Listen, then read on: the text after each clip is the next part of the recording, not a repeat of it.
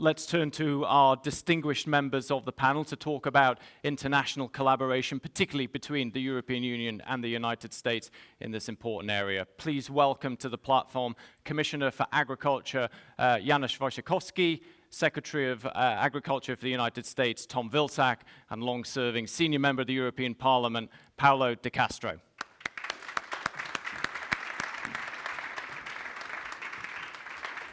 Thank you very much indeed, gentlemen, for taking the time to join us this morning and to set out your thoughts. I'm going to turn first of all to the Secretary and Commissioner. You made an announcement this morning establishing a new transatlantic collaboration platform that you believe will help agriculture to address these global challenges. Mr. Commissioner, in a moment I'll ask you for your perspective from the European Union, but as you are a visitor to our city, Secretary Vilsack, I'm going to give you the floor first of all to provide us with your opening remarks. Mr. Secretary. May I use the podium? Absolutely. Please feel free.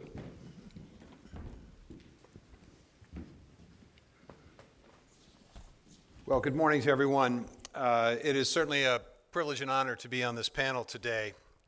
And as was indicated today, we are launching what I believe is a new and important chapter in U.S.-EU cooperation as we come together to focus on common goals around sustainable and climate-smart agricultural production. And though we take different paths to reach these goals, we know that cooperation, communication, and collaboration are the keys upon which we will rely to feed the world, to alleviate poverty, and to do so in a way that is environmentally sustainable as well as socially sustainable.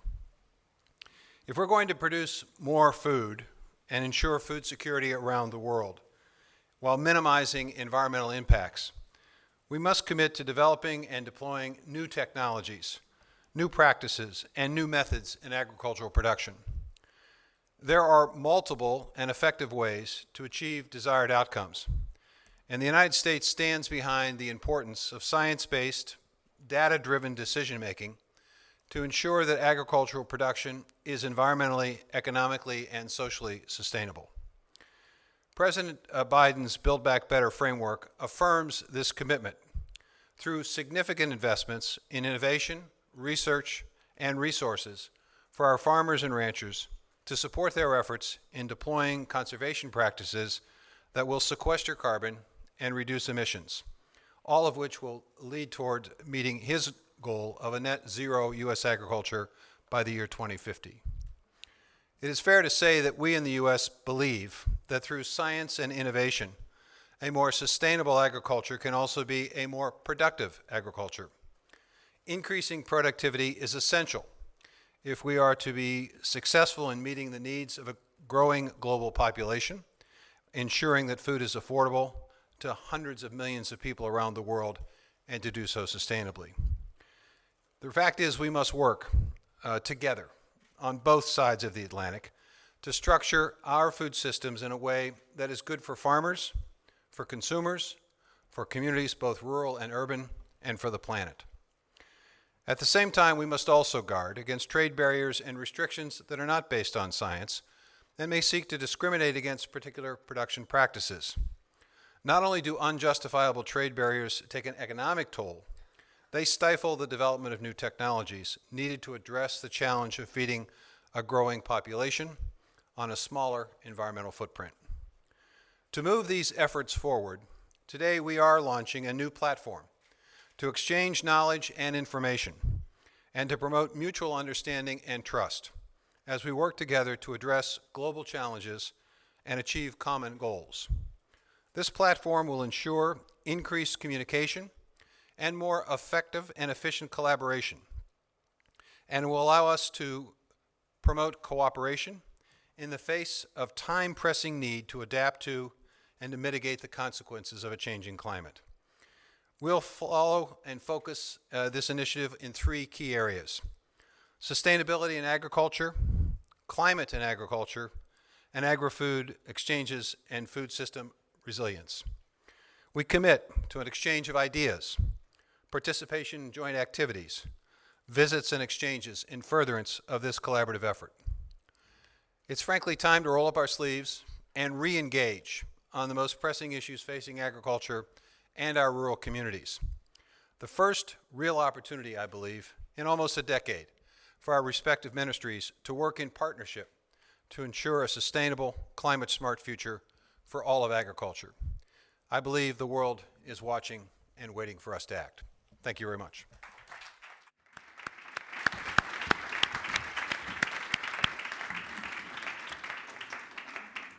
Thank you indeed, Mr. Secretary. Just before we move to the Commissioner, one thing that I think some members of our audience will be interested in is when you talk to US farmers and ranchers, how impressed are you about their interest and ability and willingness to embrace the sustainability agenda?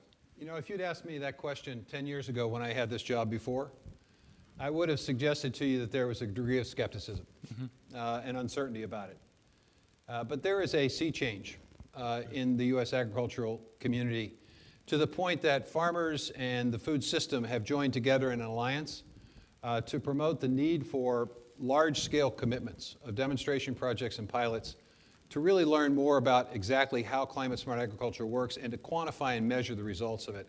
So I see a much more receptive audience than I did 10 years ago, which really gives me hope that with the President's framework, that we can really jumpstart and jettison this effort.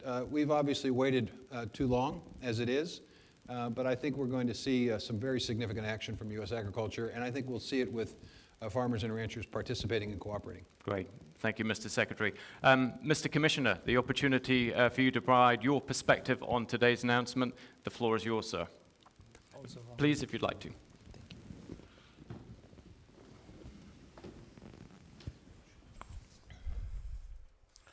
Secretary Vilsack, honorable members of the European Parliament, dear Paolo, ladies and gentlemen.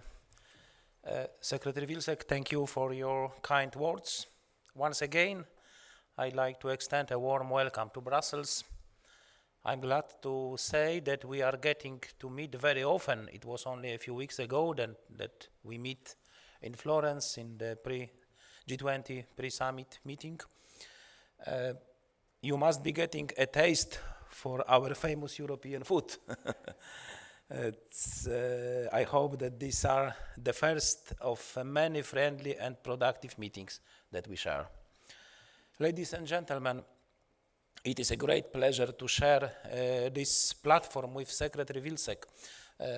Over breakfast we discussed the many things that agriculture in the United States and in the European Union have in common in terms of both our challenges and opportunities. To some of you, it may come as a surprise that we found so much in common. In the past weeks, some of the differences in our farming system and policies have been amplified and aggregated. These differences often obscure that we have in common. Maybe some Europeans in the audience do not realize that in the United States, the average size of a beef suckler cow herd is around 50 cows, and half of all producers have less than 20 cows. US farmers might be surprised to learn that a large proportion of EU crop production is concentrated on farms that are bigger than the US average. The audience in Brussels will be familiar with discussions on depopulation and the lack of digital connectivity in rural areas. I understand that these are also pressing issues in the United States. So as well as sharing similar characteristics, we also share similar challenges. We both recognize, I believe, how the pandemic laid bare the vulnerability of our food systems. It showed us how important it is to increase the resilience of the food chain and to maintain food security against external shocks. There is no escaping the fact that we must put in place sustainable food systems by transforming the way we produce, process, and consume food. Against a backdrop of diminishing natural resources and declining biodiversity, A growing world population demands more and better quality food. Add to this the accelerating challenge of climate change, which has come under the spotlight this week more than ever. This challenge is threatening the very resources we need to secure our farming futures and food supply. The European Union is firmly committed to meeting this challenge head on. Since 2017, we have been leading the effort to achieve the targets of Paris Climate Treaty, and we have committed to becoming the first net zero continent by 2050. As a part of these efforts, the European Union has chosen to pursue the Farm to Fork strategy, which sets our plans and initiatives for the transition to a more sustainable food system. Such a system must combine social, environmental, and economic elements. It must ensure food security, preserving a safe supply of affordable food for citizens, while generating a fair economic return for farmers. It must also help to mitigate climate change, reverse the loss of biodiversity, and safeguard natural resources.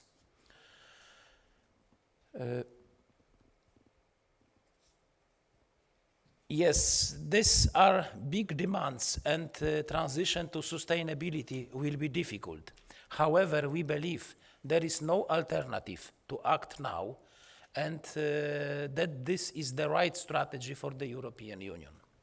As a part of our strategy, we intend to work with others to address the global challenges of this transition and underline the opportunities it can bring to society and farming community. For instance, the European Union is playing a leadership role to strengthen the global interface between science and policy for improved governance and evidence-based policymaking. We will deliver innovative solutions for food systems that provide mutual benefits for nutrition, food quality, the climate, and communities. For example, in the Farm to Fork strategy, we will aim to reduce food waste by promoting digital technologies. By using these technologies for precision agriculture, we can help our farmers to achieve higher productivity while reducing their inputs, costs, and waste. It is clear that research and innovation and the uptake of digital and space technologies will help to drive our farming future. Working with many countries, our programs are open to researchers and innovators from around the globe. As I have said before, we share the same challenges, so we must also share our knowledge and solutions.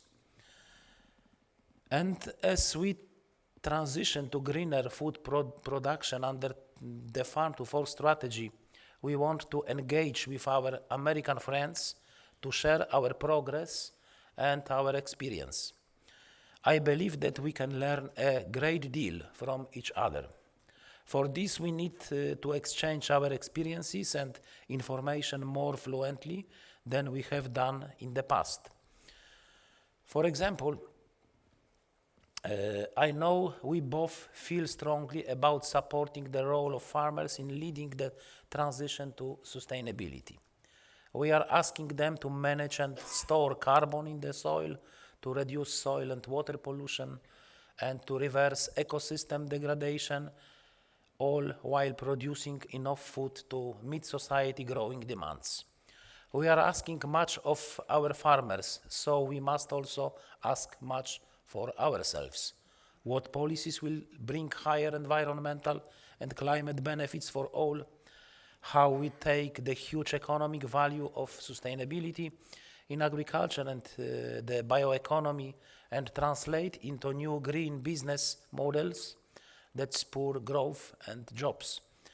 Public authorities and regulators must seek answers to the questions, for example, by setting up and sharing credible systems of good data and methods, and by mobilizing public and private financing.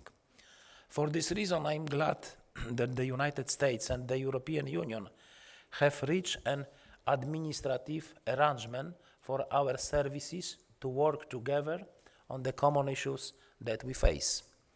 I wish our respective teams the best as they work in a collaborative way to bring answers to these pressing issues. Secretary Vilsack, honorable members, ladies and gentlemen, it is clear that changes are needed on a global scale. As two of the largest agri-food producers, importers and exporters in the world, the United States and the European Union are in the strong position to lead this change. And as we look to strengthen our bonds in the future, perhaps we can look to the bonds that we share in our past. These bonds are written in our landscape. Secretary Vilsack, I'm sure you know very well the rural towns in Iowa with names like Swedesburg, Rome, Germanville, and I believe there is even city of Warsaw. And in these towns and rural communities, I'm sure you will find many farm families with common European surnames like Schmidt, Johansson, Novak, O'Brien, maybe they are even some Wojciechowski. From Europe, these families brought their dedication to the land, their skills for cultivation, and their hard work to nurture food from the soil.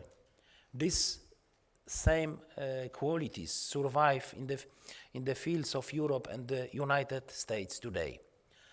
So it is clear that while we are separated by an ocean, we are connected in our land.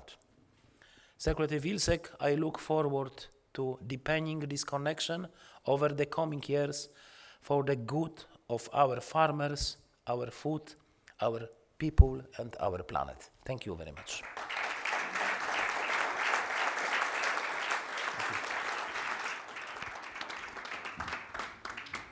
Mr. Commissioner, thank you very much indeed for those remarks and also for the vivid picture of the historical and cultural links between the European Union and the United States. Just before I bring Paolo de Castro into the conversation, I want to ask both of you, the announcement you've made today, you've talked about it being a new chapter, Mr. Secretary. Why do you both believe that this is now the right time to be doing this? And what signal do you hope that your announcement will send? Mr. Secretary. Well, I think the climate challenge that we face and the challenge of feeding an ever-increasing world population are two challenges that we have a responsibility, as the Commissioner indicated, being two of the largest producers of agricultural products in the world. It requires us to step up to that responsibility of doing it in a way that is sustainable. And I think we're responding to the market. The market is anxious to see the two of us, the two agricultural economies working collaboratively. As the Commissioner indicated, there is a great deal of similarity between the European Union's approach and the United States' approach. We absolutely share the same vision. We may slightly different paths to get there, but at the end of the day, if we collaborate, we both can get to the point where we can meet our global responsibility. But I think it's the climate challenge, which is so essential that it be met now, and it requires us to act collaboratively. Mr. Commissioner? Yeah, I'm sure that it is the right time, right? Like in the song, tomorrow will be too late. Yeah, quite right. Yes, we need to act now, that with strong cooperation. What we can observe in the European Union, for example, the problem that we lost during one decade, 4 million family farms in the European Union. We need to, because there is the problem with sometimes the intensive farming, intensive agricultural production is eliminating the many of farmers who are not able to participate in the competition. We need to give the chance for farmers' family to exist, to develop their farms, and sustainability, development of the forms of agriculture like organic farming, more sustainable production. This is the way which we need to introduce now. This is the right time. And the productivity, of course, because the farm-to-fork strategy, this is not the strategy to reduce the production, food production. There are some concerns that it can be the consequence to reduce the food production. I think no, that we can produce enough food, but in more sustainable way. This is our objective. Very good. Thank you, Mr. Commissioner. Many other questions that I'd like to put to you both, but I want to bring Paolo de Castro in. Of course, former Minister of Agriculture in Italy, long-serving member of the European Parliament, and may I say, a committed transatlanticist. From your perspective, what have you heard this morning that impresses you, and what counsel would you provide these two gentlemen? Well, thank you, Mark. First of all, thank you very much, and thank you for Farm Europe and FFA to organize this incredibly important platform to present such very, very important strategy in the future. Let me underline a couple of things, because we say many things. I will go very directly. You invite the European Parliament, and I go directly to the point. Quite right. No matter the problem of the goals we have to reach, everybody knows we have to reduce chemistry. The Commissioner was very clear on that. We need to do a much more sustainable way to produce food. But the question is not what kind of goals we have to reach. 50% reduction on fertilizer or chemistry. The problem is how to get there. We need to spend more and more time to study how we get there. Because the farmers need to combat the disease. The disease don't disappear. The disease is still there. And if we don't want to use chemistry, that would be great. But the question is how. We need to work a lot more on that. Genetic can be an interesting alternative. Yes, we can combat disease using genetic. And genetic means new breeding techniques. It means the new biotechnology that we can easily have, I hope, more consensus than GMO. Tom knows very much, the dispute between the United States and Europe about GMO. But now we have some technology with this. It has nothing to do with GMO, because this is not Frankenstein food, right? This is a natural breedings that we can get very, very important innovation. We can use precision farming, said Commissioner. Great. But we need time, because our farmers need to introduce this technology. We need time and we need money. Because one thing is sure, and it is clear for everybody, we don't want to transform farm to fork in the European reduction of production and increase the import, because we want to give potential to our producer in more sustainable way. And then the key word is innovation, how we can introduce innovation. And then I'm very happy today to be here with Tom Vilsack and to introduce this platform, because we have a lot of opportunities to change in this transatlantic cooperation in innovation. Genetic is an incredible, great opportunity to work together, to make people understand why we need that, and why we need to reinforce our farmers using these technologies. As a European Parliament, we voted a farm-to-fork strategy just a couple of weeks ago, and we tried to balance a little bit more in the economic and social aspect than only environment is important. Environment is our goal. Green Deal, we support, of course, but we need to work a little bit more and deep on how to get there. And this is the point that I want to very much underline today. Then I think we can have a great opportunity, because nobody in this room knows better than me that food security is still a very important task. The world needs food, okay? Because the diet in Asia is changing. They are consuming much more than what they did in the past. And that means we don't have land enough in the world. We don't have water, we don't have land. Again, we need innovation. Otherwise, we will see land grabbing in Africa. What is doing China in Africa? It's buying land because they are worried for the future. And what we do in Europe, we want to reduce production? No, at all. That would be sure. No more import from the third countries, because that would be the mistake of farm to fork. That would be the wrong way, because we want to increase the production in a more sustainable way, giving the farmer the right way. Thanks a lot.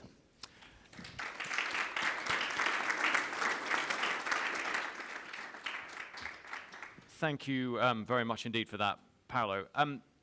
I do want to ask all three of you, though, I want to pick up on this theme of the how. Being honest, collaboration between the European Union and the United States in agriculture has not always been easy. Let's say that. How do the three of you think this initiative is going to enable progress on the existing and the future topics in areas like trade, which has been difficult, but also, as you were touching on, Paolo, R&D, I think the two of you mentioned innovation. We have great companies, great universities on both sides of the Atlantic. How will this initiative help to bring them together and enable agriculture and our farmers to address the challenges? I think that's this new form of the cooperation which we decided to establish. It'll be helpful to solve the future problems in the trade, for example. That I like to thank the Tom Vilsack and the U.S. administration that for the solving of the problem of the tariffs, which was very sensitive for our farmers. That's I think to having the platform for the cooperation, we will be able to avoid the situation that's the difficult situation, or to solve difficult situation in the trade in the future. This is the very positive signal for our future cooperation, and I think that it will be the way to the successful cooperation. Mr. Secretary? Precision agriculture is a good example of innovation and cooperation. We were sharing at breakfast this morning a genuine concern on fertilizer.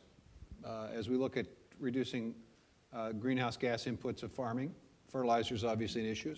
As we're looking at the economy of farming, fertilizer costs have gone up. So to the extent that we can use less or use it more efficiently, perhaps that might be a savings to the farmer, savings to the environment. Is there a possibility? Well, I will tell you, I was on a campus of one of our land-grant universities just 2 weeks ago, looking at a sensor that now can determine whether an ear of corn requires any fertilizer at all. And the belief that possibly in the U.S. we may be applying fertilizer to 30% of our corn acres that don't require any fertilizer at all. Yeah. That's a technology that is certainly applicable to the U.S., but I'm sure Europe would find that of great interest.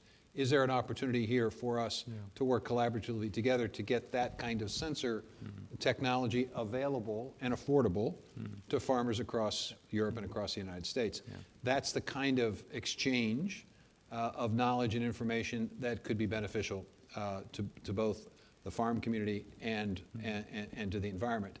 And I think people would find it socially acceptable as well. So it would meet all three standards of sustainability. So it's that type of exchange. It's identifying areas where we have common interest. Europe has designated the desire to transition to 25% of their land being utilized for organic. We are looking at ways in which we can increase our organic production as well, a transition program. Well, there may be lessons learned from your farm to fork that we can apply in the U.S. and vice versa. So there are innumerable ways in which this collaborative platform can allow for an exchange that's meaningful to both. That's great. Thank you. Paolo. Well, don't forget that the Farm Bill and Common Agricultural Policy that are the most important policy in the world. No. So we share the responsibility to draw in the right direction and to give the concrete instrument to go there. So I think now is really the momentum because the great relationship now, we always say the European Parliament welcome back United States. We are very happy to that. the duty and tariff, we forgot it. And now is the time to increase the cooperation in Transatlantic with both very, very important results we can get together. From one side, because we need to talk with the consumer, because we don't have to forget the other hand. Farmers go to the right way, but the consumer is there. And at the same time, give the farmers a concrete alternative. Not just say, you have to get there. Okay, help me to understand how we will get there. Yeah. Just to stand back a little bit from this, both of you in your statements, Mr. Commissioner, Mr. Secretary, talked about climate smart agriculture, about rewarding growers for reducing their emissions, for sequestering carbon and storing it in their soils, the adjacent sustainability benefits that come with that. How strongly do all three of you believe that agriculture can and should be part of the solution, in contrast to what some people even in this room would say, actually agriculture is part of the problem? How would you address that? I think the early wins in this challenge that we face with climate are in agriculture and food. The Commissioner mentioned food waste. To the extent that we waste 30% of the food that's produced in this country, or in my country and in countries around the world, or to the extent that we lose 30% because we don't store it properly in developing countries, there is an enormous opportunity right off the bat for agriculture to be part of the solution. To the extent that we take rural lands, farmlands, figuring innovation, figuring out ways in which root systems can absorb and retain more carbon in the soil, they now become carbon sinks. We create financial markets that reward farmers for doing that. We now have a significant reduction in emissions connected to agriculture and food. I think there's no question that agriculture is on the cusp of being part of the early wins in this process. It's going to take a little bit longer on transportation. It's going to take a lot longer on construction. It's going to take a little time on utilities. But I think agriculture can move quickly to get a series of wins. I think the key for us is being able to measure and quantify the results that we obtain from climate smart agricultural practices, and then be able to translate that into some kind of market opportunity for farmers. That creates the financial incentive, and I think farmers will respond to that. Mr. Commissioner? Yeah, I think the carbon farming, this is one of the most important instruments which we recommend carbon farming as one of the potential eco schemes. And this will be interesting exchange of experience, because in the US there is interesting experience with the carbon farming. We have to support the farmers who introduce into their farm the practices carbon sequestration in soil. But also the part of the solution is around the agriculture. I'm thinking about the transport.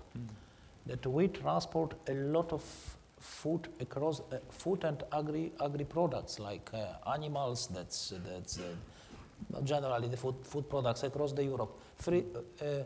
3 billion tons per year, according to Eurostat data. 540 billion ton a kilometer. The distance from farm to fork is now 180 kilometers, the statistic distance. And there is a lot of possibilities to reduce this distance for short supply chain, for better organizing the problem of the food industry. We lost that in some member states in Europe, including my home country, Poland. We lost a lot of small processing enterprises. It's very important to rebuild it. In this, after that, the distance from farm to fork will be shorter. This is the way. The agriculture is in the same in the Fit for 55.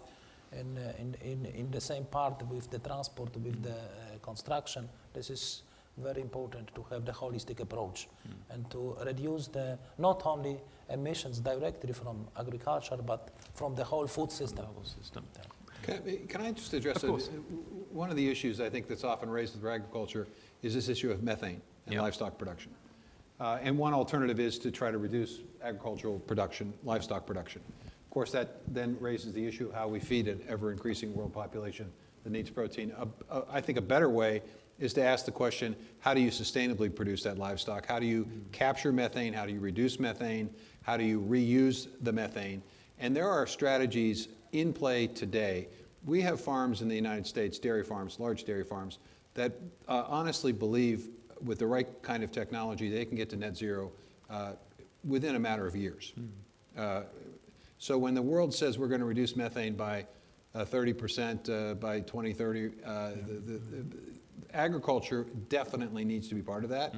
And I think we are equipped with research on feed, on manure management systems, on ways in which livestock are raised. I think we can significantly reduce methane connected to livestock, which I think is probably a better approach than trying to curtail production. But a follow-up question to you, if I may, on that, Mr. Secretary.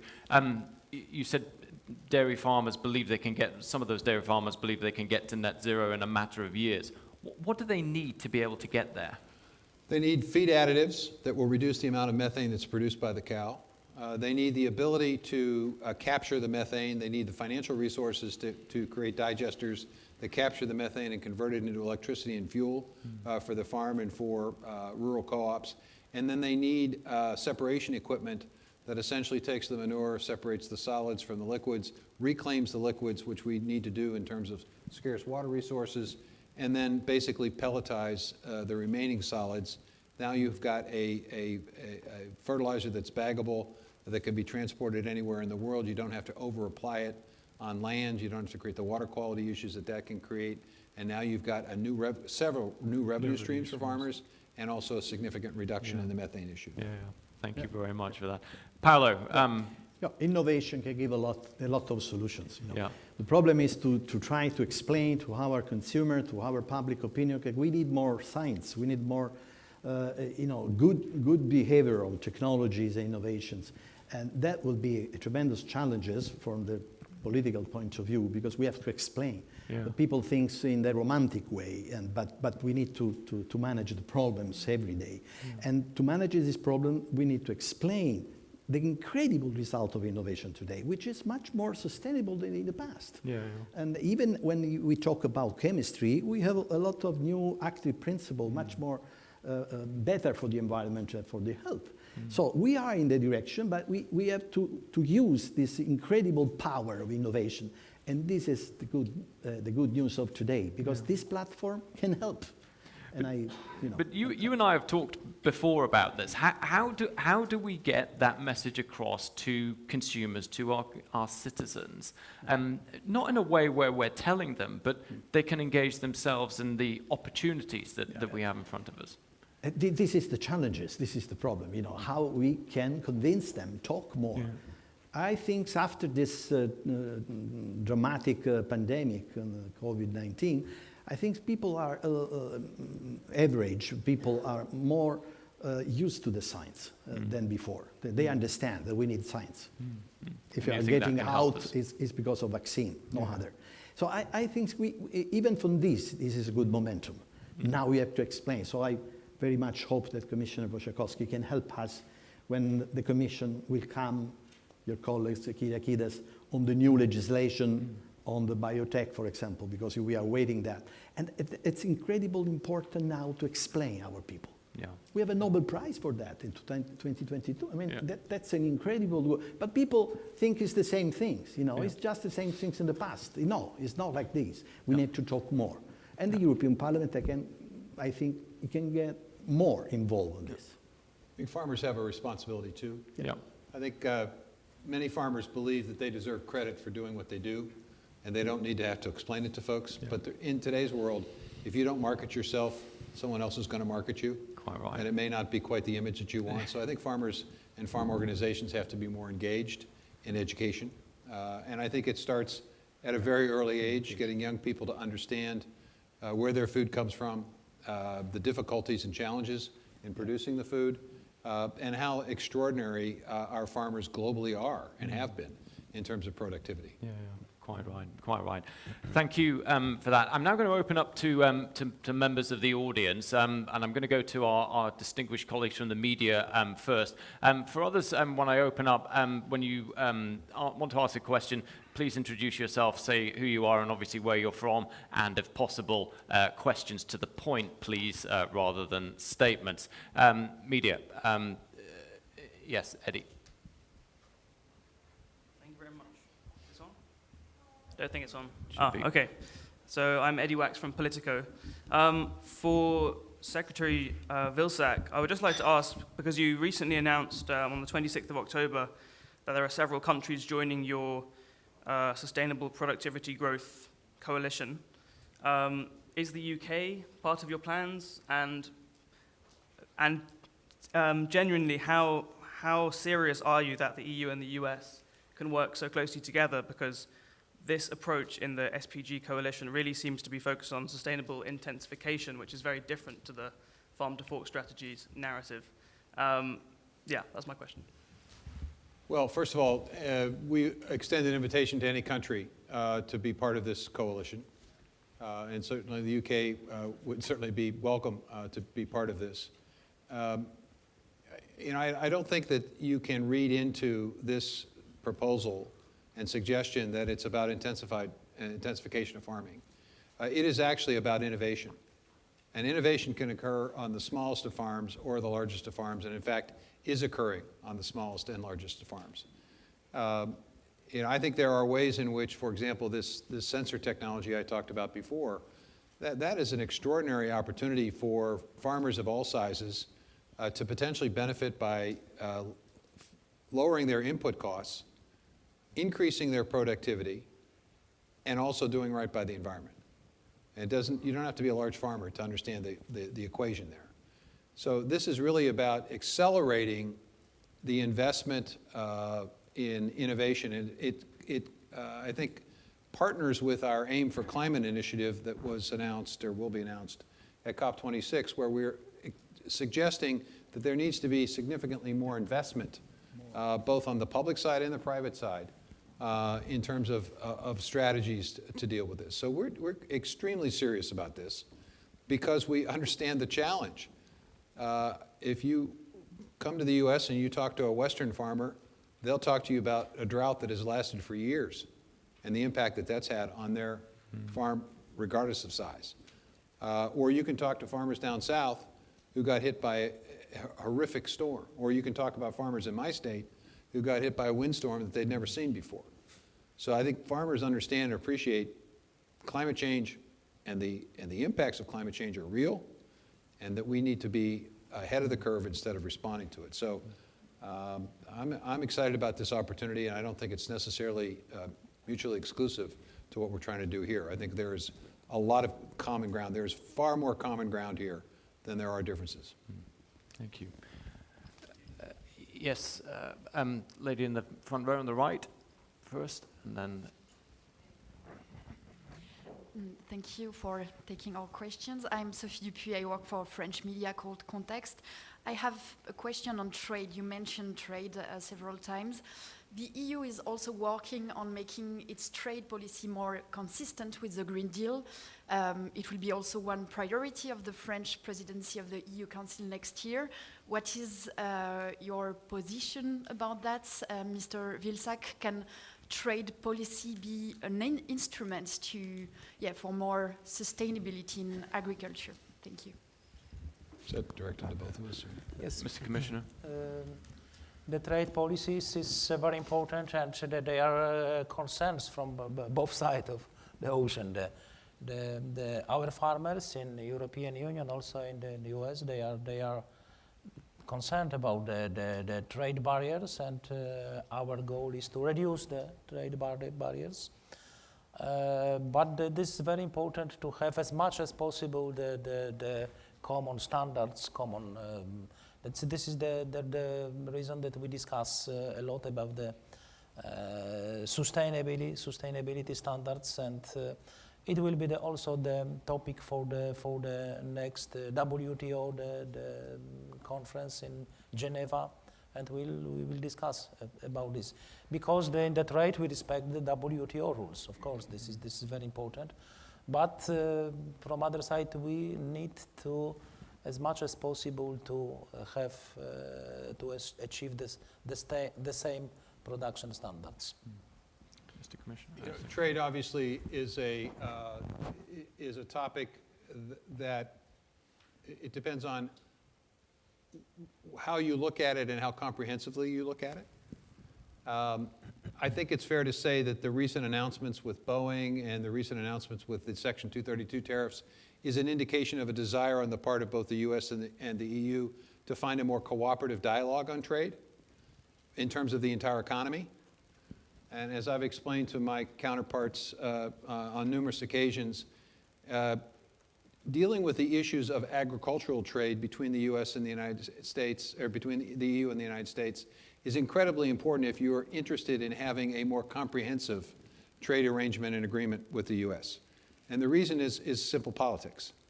The reality is that in order to get trade agreements through our political process, you have got to be able to address some of the concerns that U.S. agriculture has. And if you try to isolate those and try to say, we'll deal with those later, let's deal with steel and aluminum, let's deal with airplanes, let's deal with other aspects of the economy, essentially you will have a hard time politically getting that agreement through our political process. So it's in the EU's common interest and in the U.S. common interest for us to continue to have dialogue on these trade issues and try to figure out ways in which we can resolve our differences so that we have, in our view, a more balanced trade arrangement. Europe basically sold $27 billion worth of items, of agricultural food items, to the U.S. last year. We sold about $10 billion here. That's about a $17 billion difference. My friend here would say, as was said at breakfast this morning, you got to sell us more high value-added products, in which case maybe we should not buy as much Italian wine. No. Please, Parmesan. So you know, there are challenges here. There's no question about it. But my point here is they have to be resolved in order for there to be a larger, more comprehensive trade arrangement between the EU and the U.S., which would be, I think, beneficial for both the U.S. and the EU. Very good. Yes, lady in the front, and then we'll take the one behind at the same time, if that's okay. Hello, is it working? Thank you very much for the question. Natasha Foote here from Euractiv. I actually have two questions, if I may. Okay. My first question is just a follow-up from Sophie's question. For the Commissioner, I know you stressed here that the similarities between the two, you know, over the differences, but a number of differences remain. And on the theme of trade barriers, I mean, I suppose the question is, how can you protect and also ask farmers to up their sustainability if the same standards are not applied to imports? And is that not fundamentally a hindrance to this EU-US collaboration that we're talking about here today? And my second question is for Secretary Vilsack. So in your opening remarks, you stressed food security, the need to up productivity, but you also pointed out that a third of food is wasted. And here in the EU, you know, increasingly kind of moving away from this narrative of food security, especially from the likes of Vice President Timmermans. So I suppose the question is productivity really the focus here, or is it an outdated concept in your opinion? And how can we align here these two seemingly fundamentally different paths? Thank you. Okay, we'll take those together. Commissioner, applicability of standards to people importing into the European Union, whilst farmers here are producing to... Yeah, but yes, of course, I know this concern of the farmers about the risk for the competition having higher standards than our competitors. But first of all, we need to remember that European Union, that's in the last year, 2020, exported food by 184 billion euro, and import was 122. We have the 62 billion euro surplus in food trade. This is the more the problem for the future. The concern is about the possible consequences of the farm-to-fork strategy, that we will increase our production standards and will be the problem with import. But I think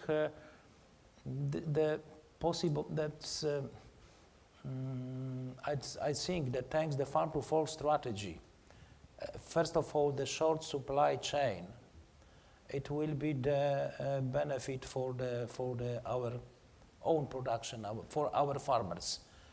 Local production, local orientation on the market.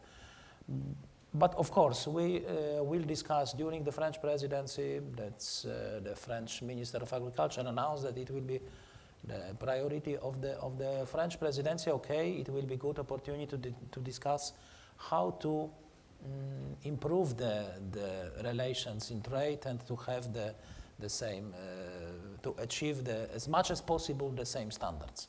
Now our trade is based on the WTO rules. We respect all rules.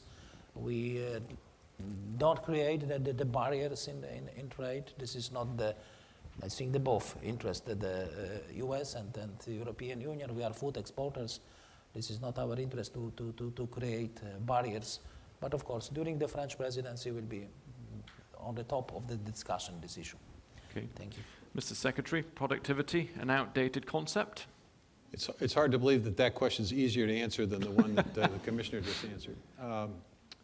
If you believe that the world population is going to increase to 10 billion, which I think is a fair assumption, by the year 2030, 2045, 2050, and you believe that there are growing middle classes in Asia at remarkable numbers, which results in a change in diet and a demand for more production.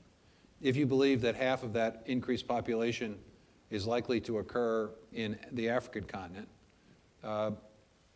you will have to increase food production from where it is today by between 50 and 70%. There are different studies, but the lowest study I've seen is a 50% increase. The highest study was 70% increase. So even if you eliminated all food waste, you'd still have a ways to go to meet the demand. And that's assuming that you still have the same amount of land available. Well, that is not the case, because in the United States alone, we lose 2,000 acres of land, farmland, a day from expanding cities and from development. So there's going to be less land. There will be less water. There'll be certainly constraints on the water resources. And so it, again, puts an absolute premium on the cooperation that we're announcing here today to try to figure out innovative ways to produce more with less, because we're going to need more. At the same time, we have to reduce food waste and loss as a strategy as well for meeting that overall demand. Thank you. Paolo, do you want to come in? No, just for the question before, I'd like to underline the question of bilateralism and multilateralism. Don't forget we have WTO Ministerial Conference at the end of November, and we are both very much interested to try to use WTO much more than in the past. And agriculture will take advantages of multilateralism. Bilateralism, it's easy to get to the tariff, and we got to go out of the tariff and work for the market. Of course, we have to maintain the equilibrium, because disequilibrium don't help, and we have to work on that. But take a look to WTO next conference would be one of the key aspects on the future. Thank you. One more from media, and then I'll open it up to the general audience. Italian News Agency, Angelo Di Mambro from ANSA, Italian News Agency. It's not possible to. Okay. Thank you. The first one is very short, and it's for Tom Vilsack. How the U.S. is looking at the EU debate on the application of the latest biotechnology techniques into agriculture. And the other one is for the panel. Let's talk about consumption patterns. What are the policy tools that you think are necessary to promote a more sustainable consumption? Labels, food taxes, raising awareness with communication. I mean, let's look at the other side of the problem, if we can. I mean, what about the consumption to improve the consumption patterns? Thanks. Okay. So we're obviously quite interested in the recent study in terms of gene editing. We think there are opportunities there for significant productivity gains. We think it's we're hopeful that this technology and this advancement is more acceptable because of its potential. But I think we learned a significant lesson with GMOs, and that is the necessity of not only educating our farmers about the technology, but also educating consumers about the technology. I think we also learned the necessity of being transparent and giving consumers the information so they can make informed choices.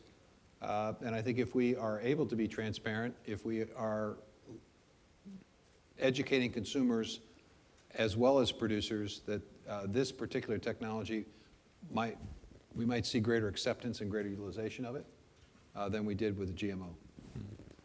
Mr. Commissioner? About the consumption, fortunately we can observe the process that our consumers are more and more interested how food is produced, about the, like during the COVID-19 pandemic, we observed the increase of the demand for the organic food more than conventional food.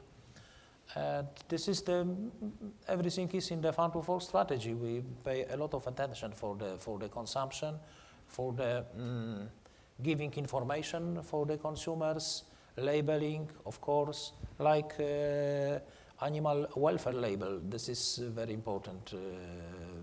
The Commission declared they were preparing the legislative proposal for that animal welfare label will be the very important information for the meat consumers. That's yes, of course, that the sustainable food production. This is not only the farmers, but processing industry and also the consumption. And this is one of the objectives in the Farm to Fork strategy. Paolo de Castro? Well, talking about consumer partner, of course, I think the key word in this case is education. Exactly what Tom Vilsack said before. We need to work more in the education side of the consumer because we trust the consumer to make the right choice. Give all the information to the consumer to make the right choice. From my point of view, don't push the consumer to go in one direction or another, but give the information to get the right choice. And I think in this direction, we will have a lot of discussion in the next future on that. But it's important, the word education. We don't make a lot of effort on it, and we need to do. Does it start in the schools? Is that where we need to focus some of our attention? Well, you put the finger in the right things. When we approve fruit and milk in the school, as European Parliament, we introduce an obligation for the member state to spend a part of this money, I don't remember, 10 or 50% of the budget, for education program.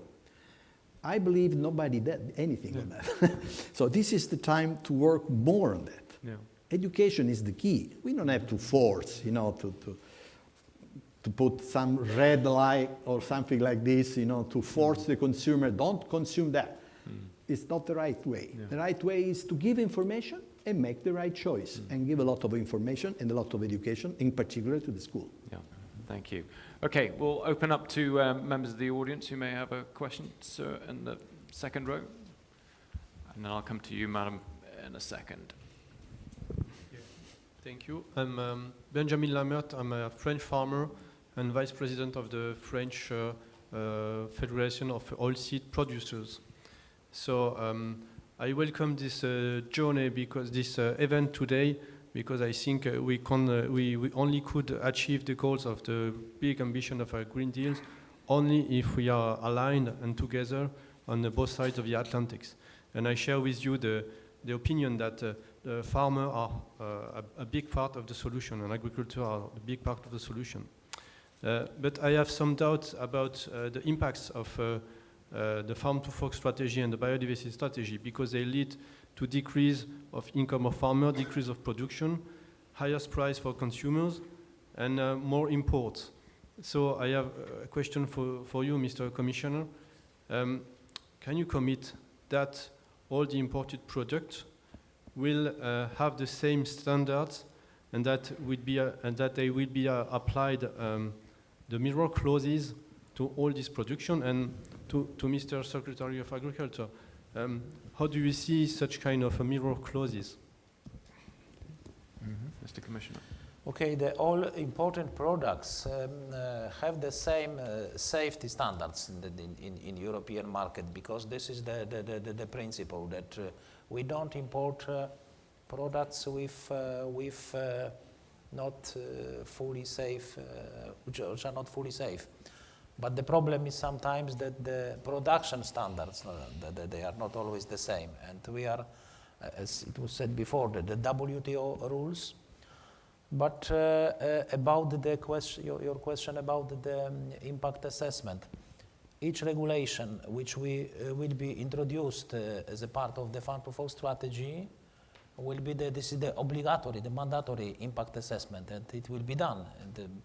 But the study which created some concerns of the farmers, I think that this is, there was the Commission answer for this study a few weeks ago, 2 weeks I think, that's, I don't know, you have read that, but I think this is it was not taken into account all aspects like precision farming, for example. We say that like for example, to reduce use of fertilizers, the simple answer is it will be the natural consequence reduction of production. Not. It's not necessary. For example, if we use the precision farming, precision use of fertilizers, pesticides, we can reduce, as Mr. Vilsack said, that to produce more using less resources. This is our approach. But this is very important. In the Farm to Fork strategy, there is it was mentioned from my initiative that we will all time monitor the impact of this strategy into the food security. If we will observe some negative consequences, this is possible to verify the targets of the strategy. The food security is the most important. But returning to the farmer situation, now of course there is, I fully understand the farmers' concern about the import. But now the main problems of farmers, they are not about the too high import, but the problems with export, our European products. But this is the normal, that European Union is food exporter now, the netto food exporter. And our interest is we discuss about this with Secretary Vilsack, to reduce the trade barriers and to increase the market possibilities. This is if I understood your question, this is it's a difficult question because my farmers would essentially ask the same question of me if the forum were in the United States in terms of imports. They are constantly expressing concerns about the fact that the EU farmers are able to have access to our market, which is more open than your market is to our farmers. And I think there is a distinction between the food safety requirements and the production requirements. Clearly, it's in everyone's interest to make sure that the food is safe, because if it's unsafe, you've got some serious issues with the market. That's why countries require an equivalence assurance that whatever food safety requirements you go through are equal to or better than the receiving country. If you attempt to impose production standards, I think basically what you do is you create the real opportunity for significant trade barriers that run afoul of WTO, that don't necessarily give consumers the choice that they may want, and the competition that's always an important aspect of the market. And I think one could argue that it also potentially stifles innovation. Because if you have a market that you essentially control and that you essentially have a monopoly over, there's no reason for you to get better because you're going to continue to sell. So that's why in the US we're constantly suggesting the need for a balanced relationship where markets are open, where consumers get the information they need to make the choice, they make the choice, and then the market responds. Right. I would say one other thing in response to your question, and that is, I think there's an evolution that's taking place in food production. Right now, we essentially have, in a sense, two commodities. We have organically produced commodities, and we have everything else. And we know that organic has a very high standard, and as a result receives a higher price. And there are consumers willing to pay that higher price. Not all consumers are able to pay that higher price. I think what we're likely to see is the establishment of, in essence, a climate-smart commodity, which is something perhaps not quite at the organic level, but perhaps something different than conventional agriculture. And there may be a value-added proposition there as well. And I think we want to be open to the evolution of that. And we want to be able to make sure that we have a trading system that responds and respects if there are additional steps being taken that result in societal benefit, and farmers are able to make a decent living from producing those climate-smart commodities. We want to make sure that there's adequate markets for those climate-smart commodities. Because if there's not, then it's going to be more difficult for farmers to embrace the practices that are necessary for us to get reduced emissions. It's all kind of connected. Absolutely, thank you. Clock is ticking. I've got a show of hands of 3 or 4. Okay, we'll try and take as many of them as we can. First of all, I think, madam, your hand was first, so go right ahead. Good morning, everyone.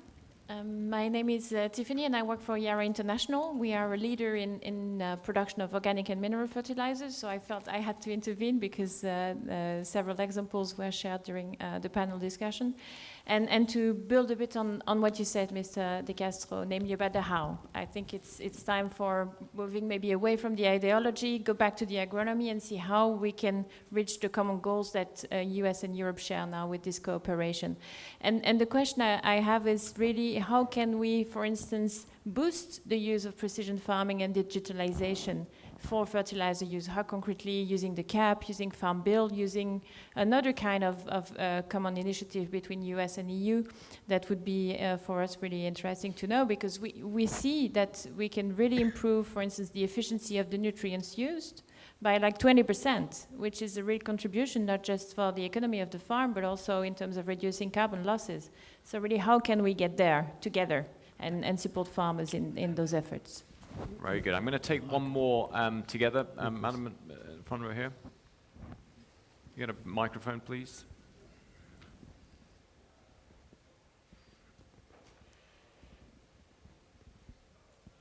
Thank you. Good morning. I'm Ines Jordana from the EU Food Policy Coalition, and I wanted to remind that the words from our commissioner reminding the importance of looking at the whole food chain in a holistic approach. I think we have been basing a lot of the conversation just in the agricultural production model on this so-called sustainable productivity. We really, from this coalition of NGOs, civil society in the European Union, stands behind the EU Farm to Fork. We see with concern the answer from the alliance that Mr. Vilsack has announced and spoke about, this alliance of US producers that are not only exchanging practices, but are also answering to consultations about initiatives in the Farm to Fork, with quite strong wording saying that they repudiate the very idea of the EU determining to those outside the EU what sustainable agriculture is.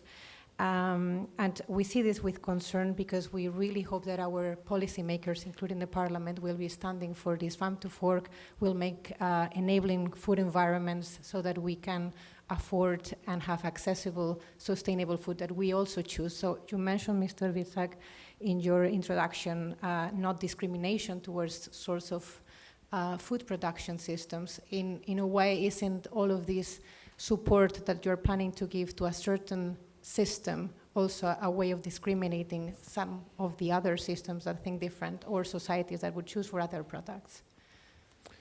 Okay, Mr. Secretary. Well, I'm not sure. I think I heard that question. I'm not sure if I actually understood it. I don't think there's any desire on the part of the United States to essentially force people to adopt a particular system. What we're suggesting is that there are different ways to get to net zero emission agriculture, and we need to respect that there are different pathways, and we need to make sure that consumers are given the information so they can make a choice as to which type of product they are most interested in purchasing. And then they'll make the decision that is best for them. And as they make those decisions, it will send a market signal that will allow us to understand whether we need to make adjustments to our particular approach or whether someone else has to make an adjustment. So there's no effort to discriminate here. And I appreciate the preamble to your question about the necessity of taking into consideration the entire system. There's no question that we haven't had an opportunity to address access issues which we in the United States have issues with making sure that folks actually have adequate access to decent food. In order to have that market send you the signal, you got to make sure that there is a market. And unfortunately, in many parts of the United States, we're still working on areas we call food deserts, where we essentially don't have as good access as we need to have in the U.S. And so we're working on making sure that our system, we support a more local and regional food system that provides better access, so that we're essentially creating a more resilient food system. We learned during the pandemic that our system was very efficient, but not necessarily resilient. And I think we now see the necessity of balancing efficiency with resiliency. We may have to sacrifice a bit of efficiency to get that resiliency, but in the end of the day, it's important to have it. Mr. Commissioner. Returning to the previous question about the precision farming, precision agriculture, and how we can support farmers in this, to introduce these practices, we have very good instrument, which is the eco schemes. 25%, it was decided in the political agreement of the Common Agriculture Policy. 25% should be dedicated to the eco schemes, the direct payment envelope.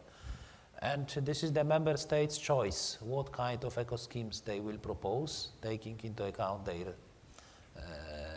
individual situation, and there is no reasons to have, for example, 10% for precision farming, if member states will decide that it is the best proposal for the farmers. This is the direct payment, but also from the second pillar we have possibility to support the farmers, for example, to buy the technologies for the precision farming, to buy the machines. There are possibility to support the farmers. Very good opportunities, very strong opportunities to support the farmers for the precision farming. And we've established a climate smart and forestry initiative, partnership initiative, where we're essentially creating resources for large, very large scale, involving hundreds, if not thousands of farmers, to adopt certain practices, essentially reduce the financial risk of adopting those practices, accumulating data from those practices so that we in turn can inform our ecosystem markets as to what practices actually work and what results you actually get from those practices, on the theory that once you can quantify and measure, then you can market. And once you market, you create a financial incentive. And once that financial incentive is well known by farmers, it's going to be embraced. Thank you very much. I know there's lots of questions. I'm in danger of failing in my core duty as moderator to keep us to time. So I'm going to hold it there, if you don't mind.